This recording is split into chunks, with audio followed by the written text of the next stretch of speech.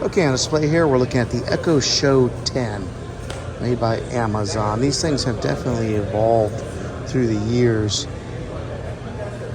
Look at how they look like. They got screens now that are attached to your actual speakers.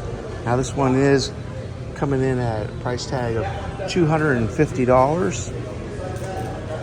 But it's kind of nice to have an actual huge screen to go along with it versus being like what the Echo Shows here are, but they serve different purposes. So I know the older I get, the bigger I need my screen to be.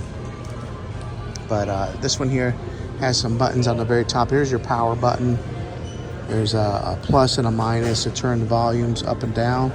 And then this is a mute button right here. It does have a little screen or like something here in the middle. Probably some type of camera of sorts. This is the back side of it. And it comes in different colors. This one here is black, of course. They do come in colors like this down here at the very bottom, like a charcoal or a lighter color right there. But is this something that you'd be interested in? The Echo Show 10, $250, made by Amazon.